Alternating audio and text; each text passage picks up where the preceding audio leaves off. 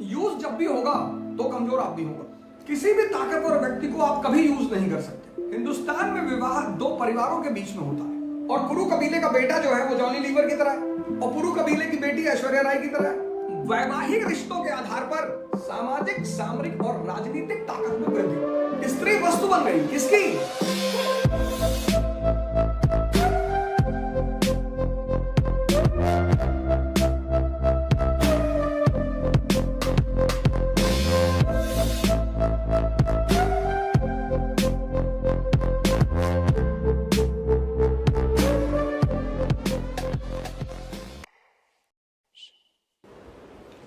अब मैंने कल आपसे कहा, अगर आपने ध्यान दिया होगा और सोचने की कोशिश की होगी, कि गोत्र व्यवस्था स्त्री की स्थिति की पतन का कारण बना। जो 2000 साल तक स्त्रियां गुलाम रहीं, उसकी मेन वजह थी गोत्र व्यवस्था। क्यों? अब गोत्र व्यवस्था ने स्त्री को एक वस्तु बना दिया।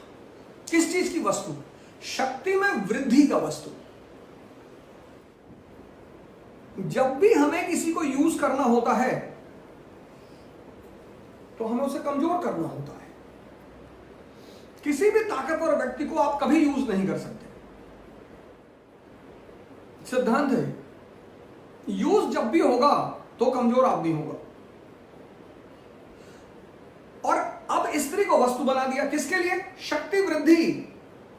कल मैंने आपसे कहा कि हिंदुस्तान में विवाह दो व्यक्तियों के बीच नहीं होता। हिंदुस्तान में विवाह दो परिवारों के बीच में होता है।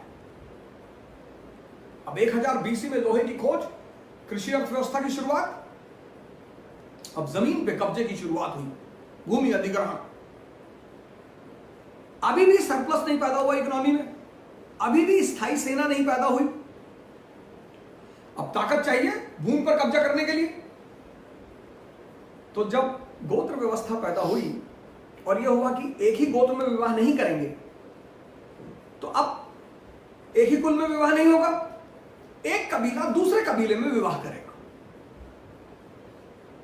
जैसे कुरु कबीला, पुरु कबीला, कुरु कबीला का बेटा और पुरु कबीले की बेटी, और दोनों में विवाह हो गया। तो अब दो कबीले रिश्तेदार हो गए। तो वैवाहिक रिश्तों से के आधार पर सामरिक शक्ति, राजनीतिक शक्ति में वृद्धि की गई।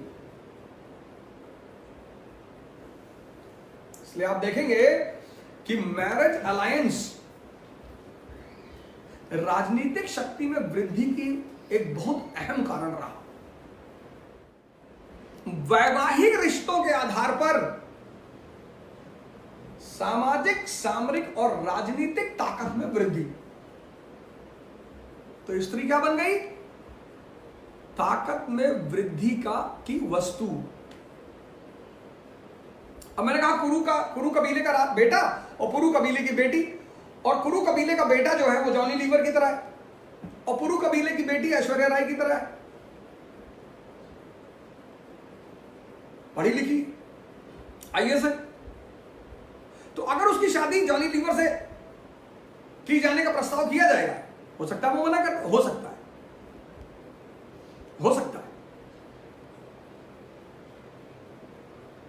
लेकिन अगर इस ऐश्वर्या राय को पढ़ने ही नहीं दिया जाएगा, इसका इंडिपेंडेंट व्यक्तित्व तो पैदा ही होने नहीं दिया जाएगा, ना शिक्षा मिलेगी, तो फिर धर्म, अर्थ, शिक्षा के बाद अर्थ, शिक्षा ही नहीं मिलेगी, इकोनॉमिक इंडिपेंडेंस पैदा ही नहीं होगा। तो स्त्री क्या बन जाएगी? डिपेंडेंट। तो उस डिपेंडेंट को आप किसी के साथ भी बांध सकते हैं। तो इस गोत्र व्यवस्था ने सबसे बड़ा प्रहार कहां किया? नारी की शिक्षा पर।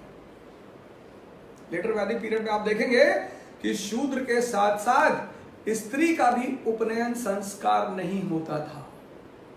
यानी शिक्षा का जो अधिकार ऋग्वैदिक पीरियड में था वो छीन लिया गया। बात समझ में आई ना? स्त्री वस्तु बन गई किसकी? शक्ति में वृद्धि की। और अगर तुम स्त्री को ताकतवर रहने दोगे तो तुम उसे यूज नहीं कर पाओगे। तो हमें उसकी ताकत कम करनी थी, और ताकत कम करने का सबसे सीधा सरल माध्यम है आदमी की शिक्षा छीन लो।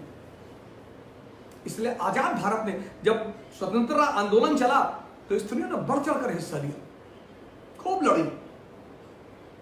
तो आजाद भारत ने उनको फिर से वो शिक्षा का अधिकार वापस कर दिया और आज जो उनका सम्मानजनक स्थान समाज में है उसमें सबसे बड़ी भूमिका है शिक्षा की।